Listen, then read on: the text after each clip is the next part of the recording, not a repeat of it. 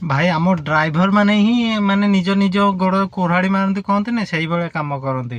ବର୍ତ୍ତମାନ ମୋର ଗୋଟେ ବୁକିଂଟା ବାଜିଲା ଆପଣଙ୍କ ଲକ୍ଷ୍ମୀସାଗର ଛକ ପାଖରୁ ନେଇକି ମଞ୍ଚେଶ୍ୱର ରେଲୱେ ଷ୍ଟେସନ ପାଖ ଯାଏ 213 କି 14 ଏମିତି ଦେଖାଇଥିଲା। ମୁଁ ଯାଇ କଷ୍ଟମର ଲୋକେସନରେ ପହଞ୍ଚିଲି।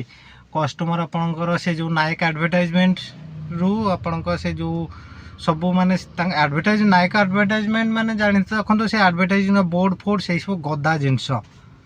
ମୁଁ ଯାଇ କହିଲି ମ୍ୟାଡ଼ାମ୍ ଆଉ କ୍ୟାବ୍ରେ ଏମିତି ଯିବନି, ଆପଣଙ୍କୁ ଅଟୋମୋଟୋ ବୁକ୍ କରିକି ଯାଆନ୍ତୁ, ଏମିତି ହୁଏନି କ୍ୟାବ୍ରେ। କହିଲା କାହିଁ ସବୁ ତ ଗାଡ଼ିରେ ଜାଗା ହେଇଯିବ। ମୁଁ କହିଲି ଇଏ କ'ଣ ମାନେ ଆପଣଙ୍କର ମାଲ ବୁହା ଗାଡ଼ି ଦେଖାହେଉଛି, ଅଟୋ ଡାଲା ଅଟୋ ଦେଖାହେଉଛି? ଦେଖନ୍ତୁ ଇଏ କ୍ୟାବ୍ ଓନ୍ଲି ପ୍ୟାସେଞ୍ଜରମାନଙ୍କ ପାଇଁ। ଯିବେ କେଉଁଠି ରେଲୱେ ଷ୍ଟେସନ କି କେଉଁଠି ଆପଣଙ୍କ ଏୟାରପୋର୍ଟ ଫୋର୍ଟ, ସେଇଥିପାଇଁ ଲଗେଜ ଗୋଟେ ଦୁଇଟା ଆମେ ଆଡ଼ଜଷ୍ଟ କରିକି ନେଉ। ଲୋକ ଯିବ ତାଙ୍କ ଲଗେଜ ଯିବନି, ହେଲେ ଆପଣଙ୍କ ମାଲ ବୋହିବା ପାଇଁ ଯେ ଗାଡ଼ି ଆଣିଛନ୍ତି ସେ ମୋ ଆଗରେ କ୍ୟାନସଲ୍ କଲା, ଆଉ ଗୋଟେ ଗାଡ଼ି ବୁକିଂ କଲା, ସେଇ ଗାଡ଼ିଟା ଗଲା ଯାଇକି ପିକଅପ୍ କରିକି ନେଇକି ଗଲା। ତ ଏଇଭଳିଆ କାହିଁ କରୁଛନ୍ତି? ଯଦି ଆମେ ସେ ବୁକିଂ ଆକ୍ସେପ୍ଟ କରିବାନି, ଯଦି ବି ଆକ୍ସେପ୍ଟ ଆଗରୁ ତ ଜାଣି ହେବନି, ଆକ୍ସେପ୍ଟ କରୁଛେ ସେଠି ଯାଇକି କ୍ୟାନସଲ୍ କଲେ ସିନା ହେବ। ମୁଁ ସେ ଡ୍ରାଇଭର ଭାଇକୁ ମୁଁ କିଛି କହିଲି, ମୁଁ କହିଲି ଦେଖିଲି କ'ଣ କରୁଛି ସେ। ତ ଏଇଭଳି ଯଦି ବି ସେଇ ଭାଇ ଦେଖୁଛନ୍ତି ମୋ ଏ ଭିଡ଼ିଓଟା, ଦୟାକରି ଏମିତି କାମ କରନ୍ତୁନି।